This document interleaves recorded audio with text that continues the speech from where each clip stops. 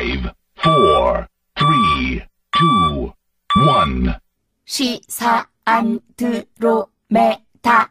시사 안드로메다. 시사 안드로메다.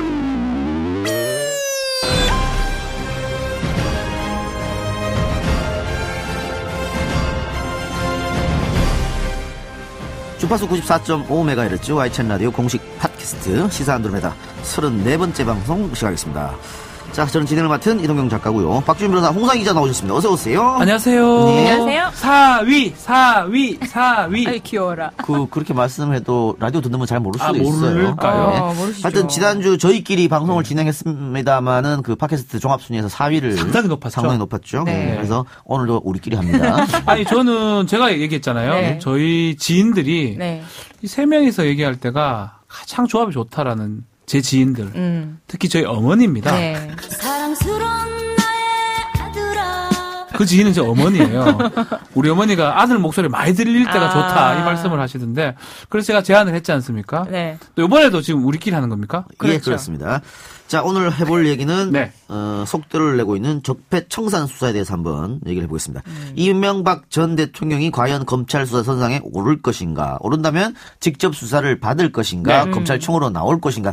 이 얘기가 왜 나오냐면 지금 김관진 전 장관이 증언을 했어요. 검찰 수사 받으면서 네. 이명박 전 대통령으로부터 지시를 받고 내가 했다. 그러니까 사실 이명박 전 대통령이 지시했다라고 하는 직접 증언이 처음 나온 거죠. 그렇죠. 지금 원래는 두 개예요. 축이 두 개입니다. 한쪽은 국정원 원세훈 원장이 네. 전 원장이고, 한쪽은 이제 지금 김관진 전 국방부 장관인데, 아마 원세훈은 지금 한마디도 안 했는데 네. 김관진 장관이 가자 말자 네. 몇 시간도 아닌 것 아니, 같아요. 그래서 시청자들이나 청취자들 반응이 너무 쉽게 나왔다. 뭐 있는 거 아니냐. 아니, 너무 빨리 얘기를 해버리니까 이게 사실 두 사람이 오른팔 왼팔을 보면 되거든요. 이 댓글 관련해서는. 네네. 장시호 사례를 봤나 보죠.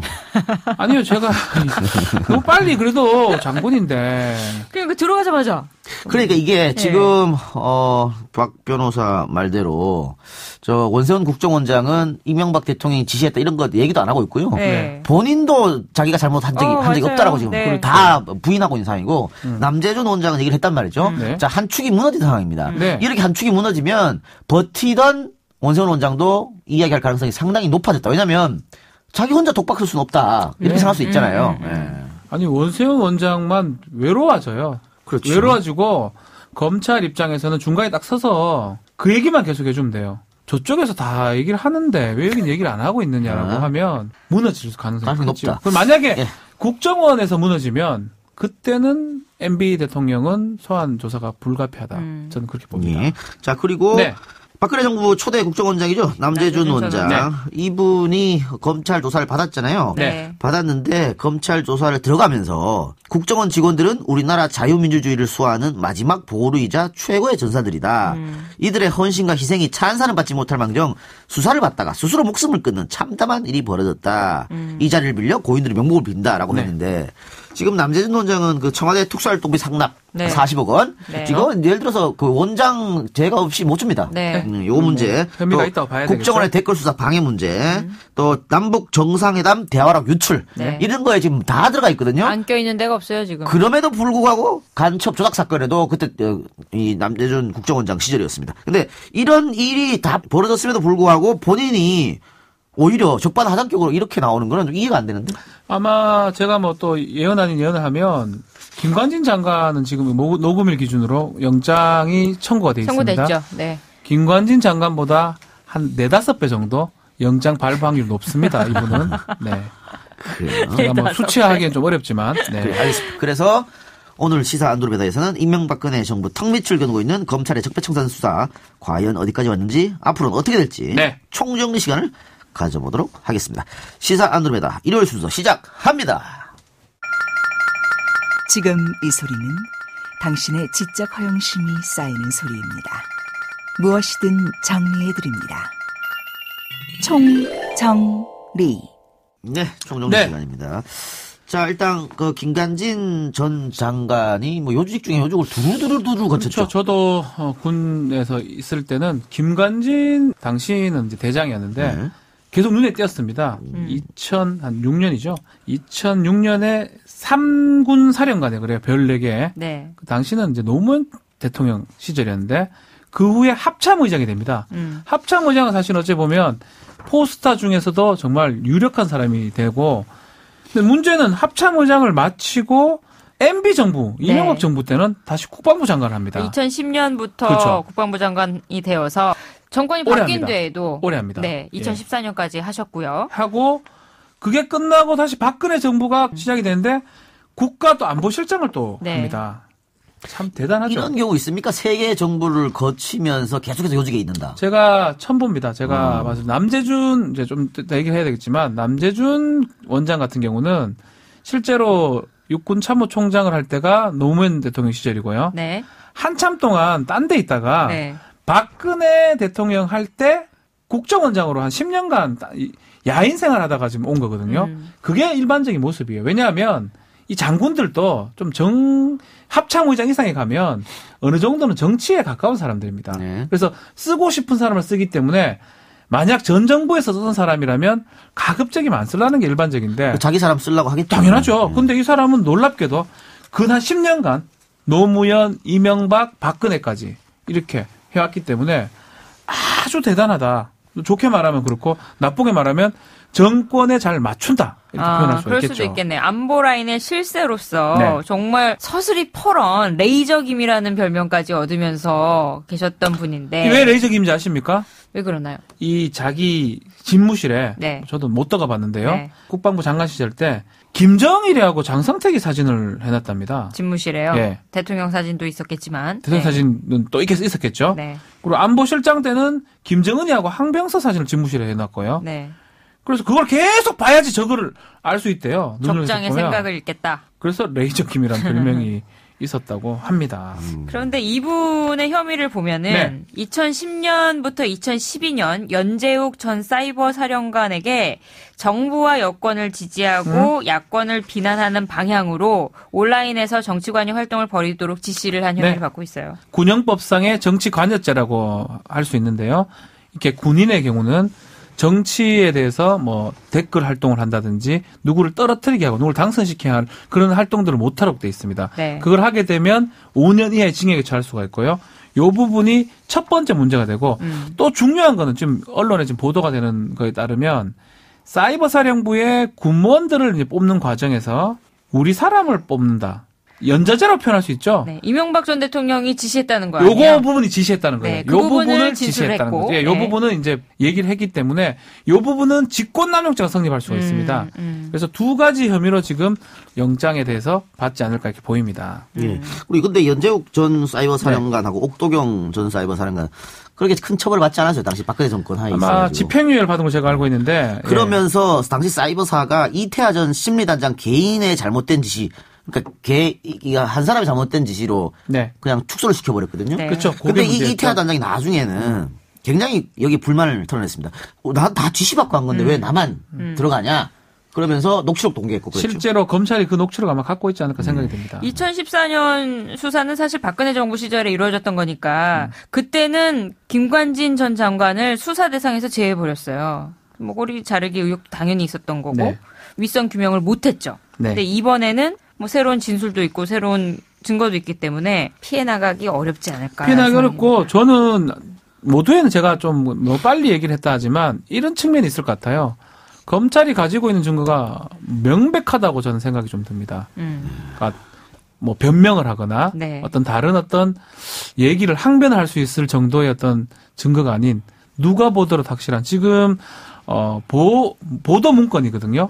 특히 사이버 사령부에서 김관진 장관한테 보고서를 썼는데 그 보고서에 본인 명의로 서명이 돼 있고 그 내용 중에 일부가 VIP 네. 아니면 BH 우리 소위 말해 블루하우스의 청와대에 보고했다라는 정황이 있기 때문에 문서는 속일 수가 없습니다. 네. 그렇죠. 완벽한 네. 증거가 있기 때문에 지금 김관진 전 장관이 원세훈처럼 부인을 하지 못하는 상황입니다. 그렇죠. 다만 지금 뭐라고 하고 있냐면 네.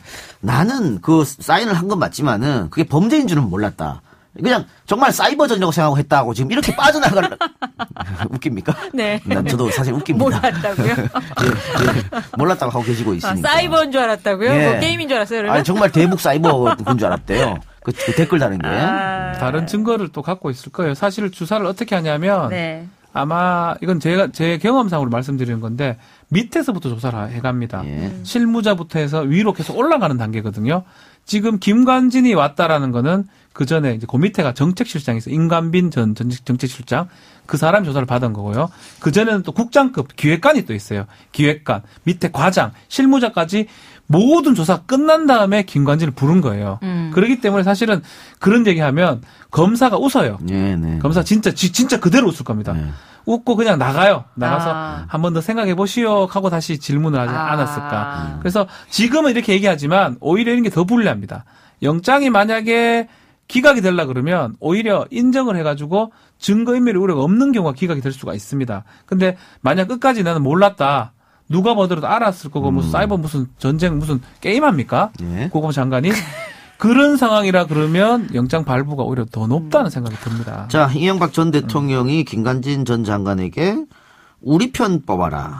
이게 뭔 뜻일까요? 그러니까 70명이 증원됐잖아요. 사이버 사령부 부대원이. 예. 군무원을 70명 뽑는데 우리 편을 뽑아라. 우리 편이 뭐 써져 있어요. 문건이 나왔어요. 우리 사람을 철저하게 가려 뽑아야 네. 한다는 강조사항이 기록된 문건입니다. 그래서 한번 생각해 봅시다. 이명박 전 대통령의 우리 편 누굴까요? 누굴까요? 이 작가는 어떤 편이에요? 저는 아닐 것 같습니다. 그 편이. 저는 뭐 모르겠어요. 근데 일단은 출신 지역으로는 난 같은 편입니다.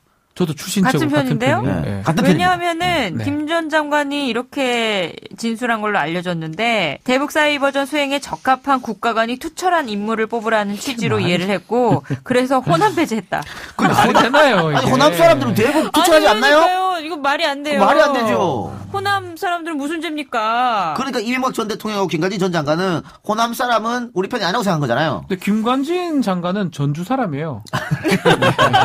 본인도 본인을 못 믿어. 그건 뭐야 무슨 이게. 일입니까? 그리고 더 웃긴 거. 네. 그 지금 헌법으로 금지시킨 연자제까지 부활시켰다고요? 이건 어떤 뜻이에요? 연자제가 문제죠. 자, 뭐 관련이 있는 사람, 어떤 문제가 되는 사람들은 절대 뽑지 마라라고 했기 때문에 연자제 부분이 아마 나중에도 계속 문제되지 않을까 생각이 좀 듭니다. 그러니까 이거는 여러 가지 범죄에 연루가 될 가능성이 높습니다. 네. 이게 연자제 부분은 지금 업무 방해가 될 수도 있고요. 직권 남용이 될 수도 직권 남용이 될 수도 있고. 네. 그러니까 지금 뭐라고 했냐면 혹시 직원을 뽑는데 친척 중에 진보적 인사가 있으면 그 사람을 뽑지 마라 이런 거였거든요.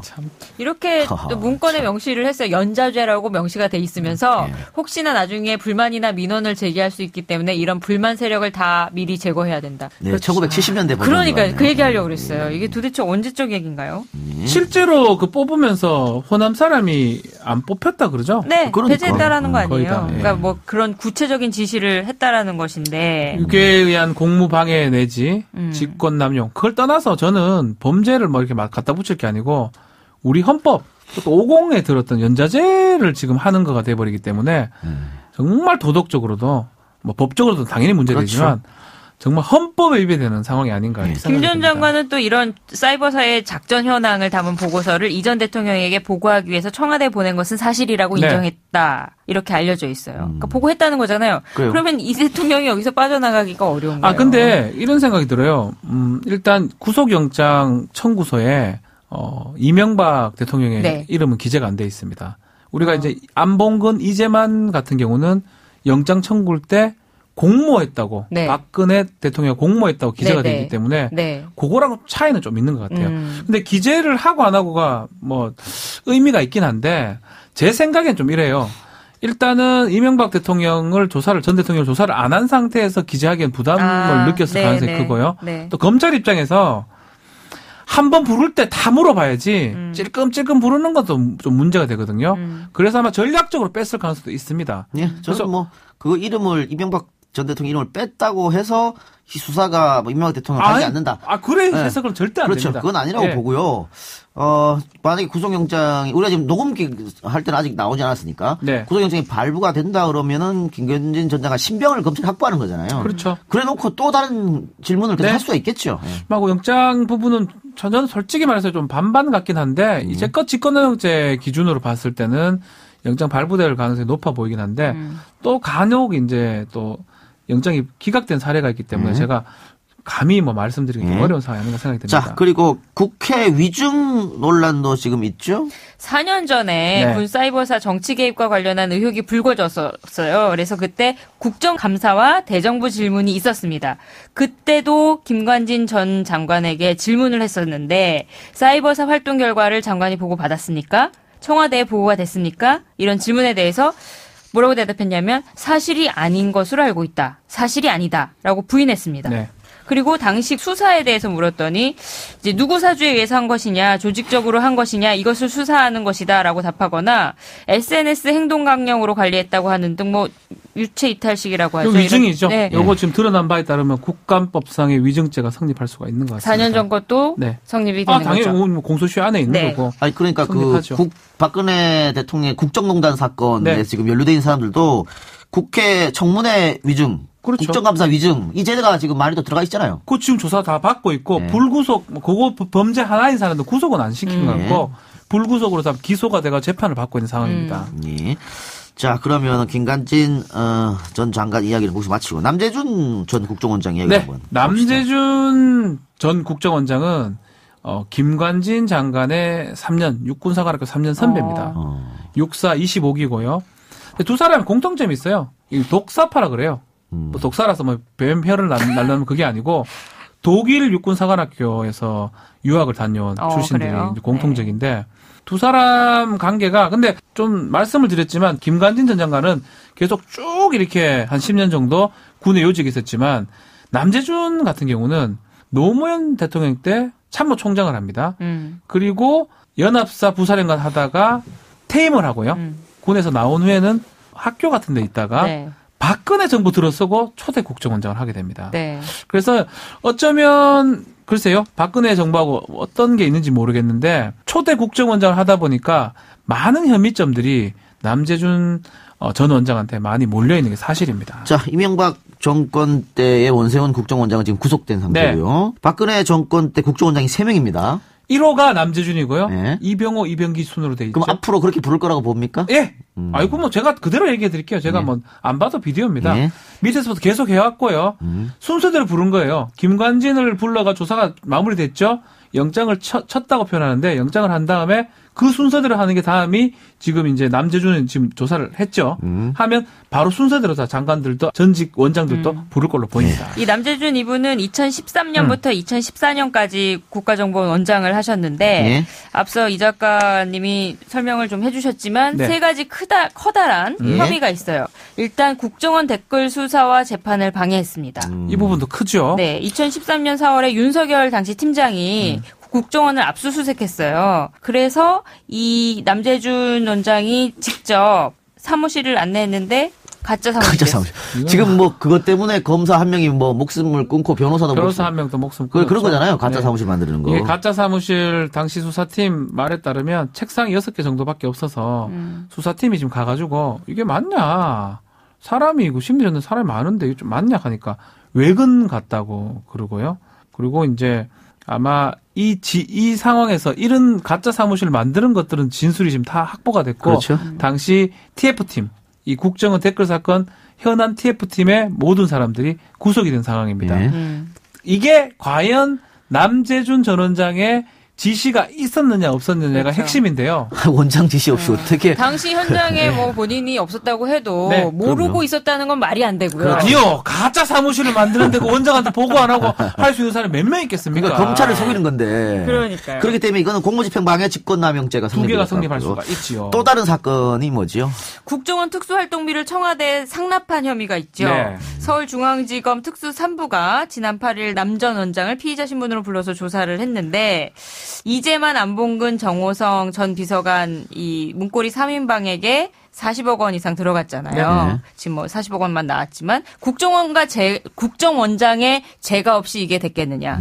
이것도 지금 안봉근 이제만 다 얘기해 버렸어요. 네. 40억 불 현금으로 다 받았습니다. 얘기했는데 그리고 그 여론조사 5억도 다 얘기했잖아요. 다 얘기했는데 이것도 남재준 전 원장이 몰랐다는 건데 몰랄 수 있느냐는 거죠. 당시 본인이 원장으로 있었는데 이걸 모르는데 아니요. 돈이 40억 원이 갔다? 사실 국정원 특수활동비는 국회 보고할 필요도 없고 자기들이 마음대로 쓰면 됩니다. 다만 국정원 내에서는 돈이 이렇게 큰 돈이 오고 가는데 국정원 원장의 어떤 사인이나 이런 게 없었다? 그거는 말이 안 된다고 봐요. 아니 말 안 돼. 이걸 우리가 굳이 이거에 대해서 논의할 필요가 그렇습니다. 없어요. 당연히 국정원장급에서 결재하고 지시를 내렸다고 네. 보는 게 맞다. 그래서 이거는 특가법상 뇌물공여 국고손실인데 그게 성립하죠. 국고손실이 더 큰 죄죠.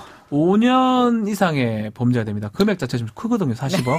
억대 넘어가기 때문에 죄송합니다. 네. 굳이 뇌물로 갈 필요가 없어요. 사실은 뇌물로 가면 이게 공무원끼리는 뇌물죄가 성립하는 게 판례긴 해요. 공무원이 공무원한테 돈을 네. 줬을 때는. 그렇지만 더 대가성 여부가 조금 문제될 수 있기 때문에 아주 그냥 편하게 그렇죠. 국고 손실죄로 가버리면 또 국고손실이라는 것은 국민의 세금을 자기 마음대로 썼다. 이렇게 보면 쉽게 되겠죠. 말하면 네. 국민의 세금 예산을 관리하는 사람이 횡령 배임을 하는 거예요. 음. 그러니까 내가 써야 될 국민의 세금이니까 써야 될 용처가 정해져 있잖아요. 네. 자기 마음대로 청와대 갖다 주고 네. 정해지지 않는. 네. 그러면 그건 결국은 나의 이익을 위해서 아니면 딴 사람의 이익을 위해서 돈을 빼돌리거나 횡령했거나 배임했다고 볼 수 있는 겁니다. 그렇기 때문에 국고 손실죄가 성립할 수 있습니다. 마지막으로. 네. 국정원 특수활동비 이야기했고요. 큰 게 있습니다. 이게 제일 크죠. 어쩌고요? 2012년 대선 당시 논란이 된 그 남북 정상회담 대화록 유출 및 공개에 네. 핵심 역할을 했죠. 본인이 공개한 거죠, 사실 이거는. 이건 본인이 얘기도 좀 했지 않나요? 예.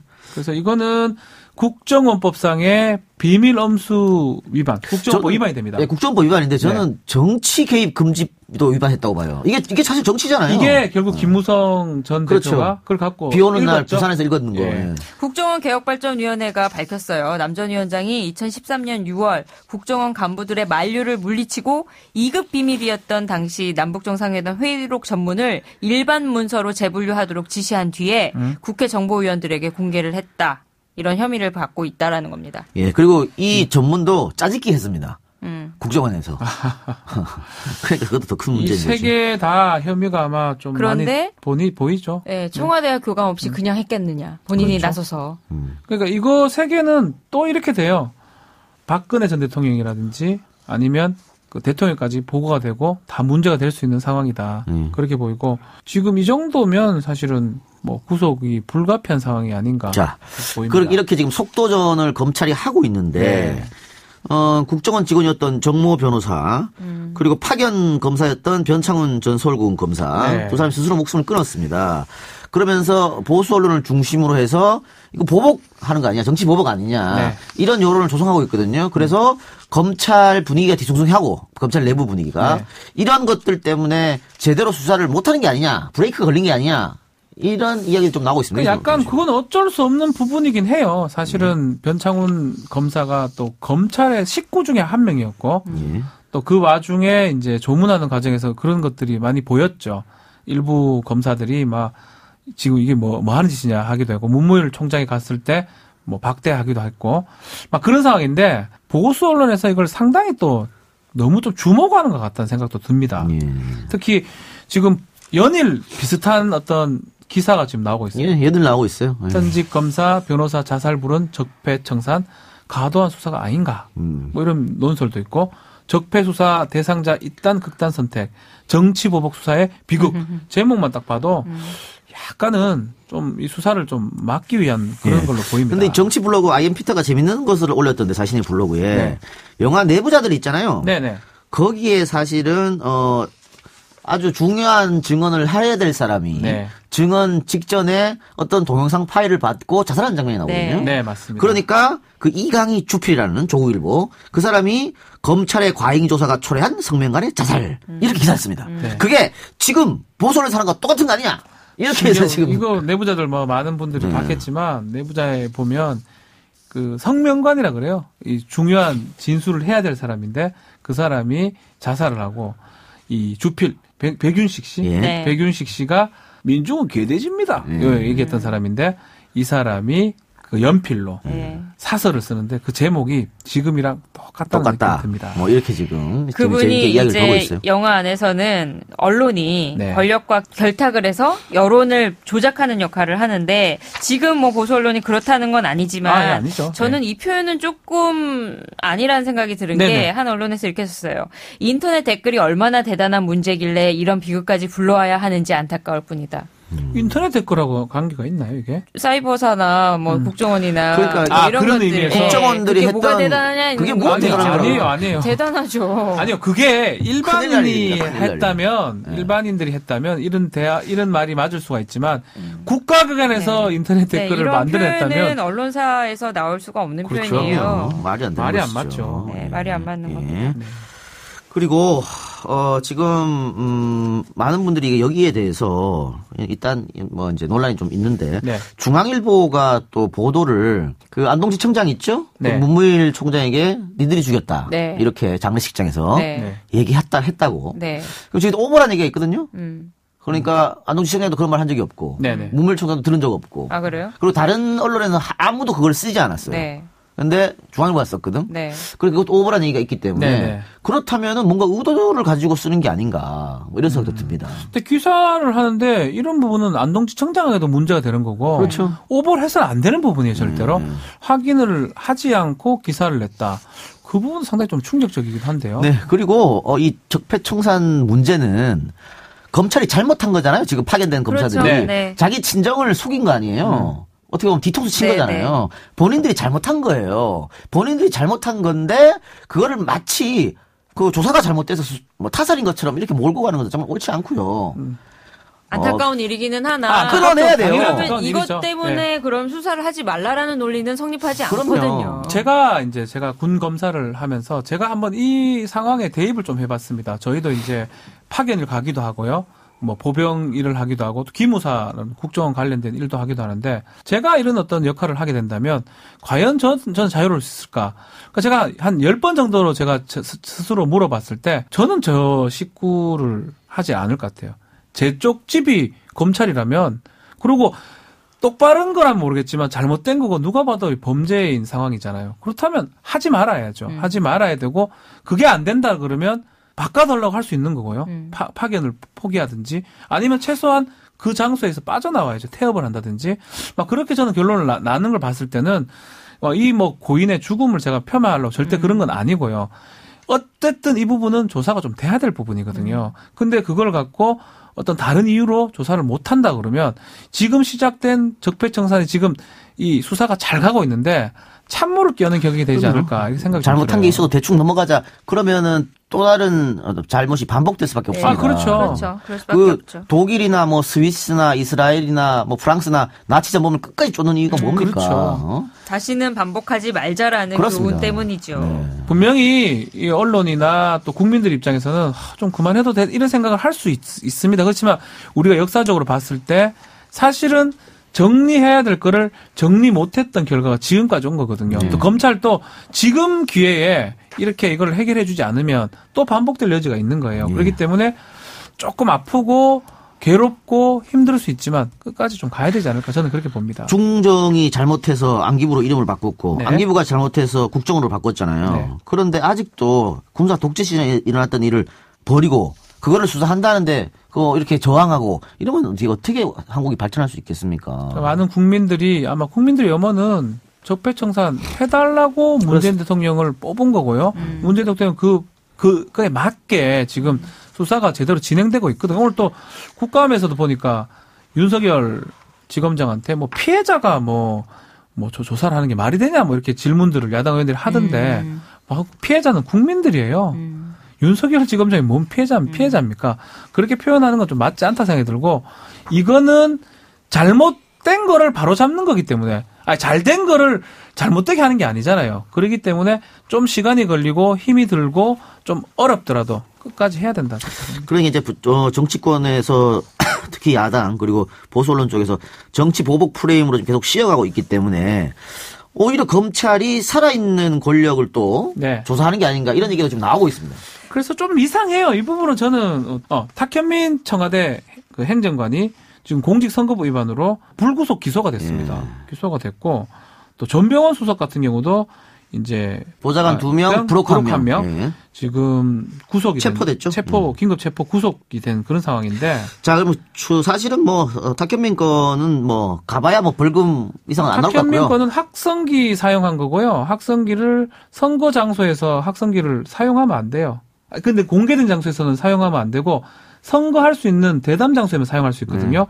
그게 2년 이하의 징역 500만 원의 벌금이에요. 그러니까 벌금이 나올 가능성이 아주 높은 벌금이 사건이죠. 나올 게 크고요. 문제는 이제 전병헌 수석에 대한 문제잖아요. 네네. 이게 지금 금액이 꽤 큽니다. 1억 1천만 원. 2015년에 네. 전 수석이 회장을 맡고 있었던 데가 한국 e스포츠협회라는 곳이 있었는데 이때 롯데 홈쇼핑이 3억 원대의 후원금을 냈어요.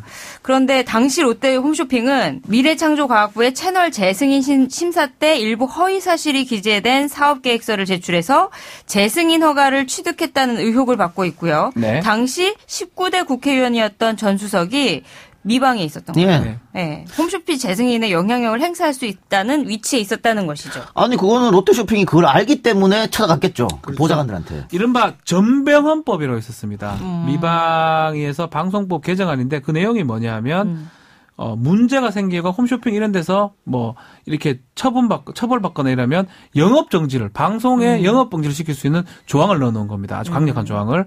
그 조항을 넣어놓으니까 롯데 홈쇼핑 입장에서는 앞으로 만약 방송을 못한다 그러면 사업 자체가 불가능해집니다.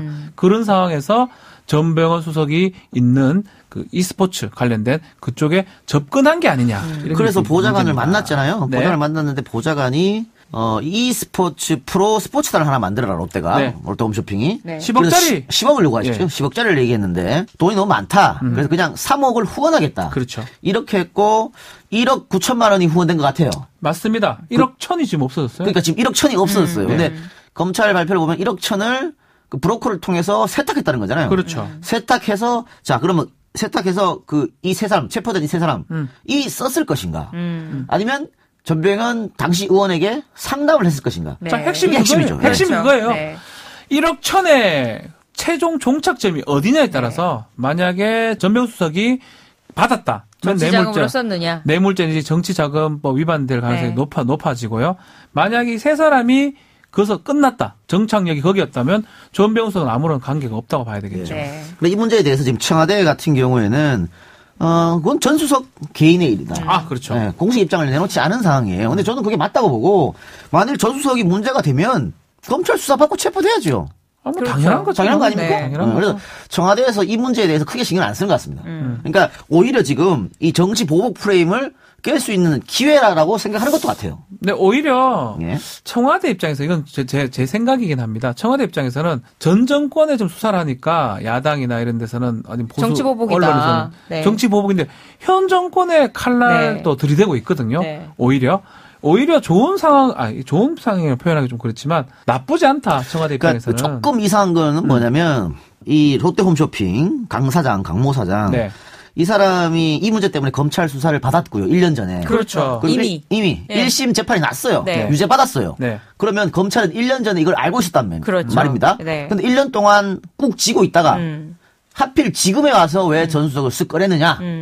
뭐 정치적으로 의도가 있지 않겠느냐. 이런 이야기가 지금 많이 사실은 그래요. 이게 뇌물 내지 정치자금법이잖아요. 만약에 되면 그때 같이 조사가 됩니다. 시간이 지나면 지날수록 기억력은 떨어질 수밖에 없고요.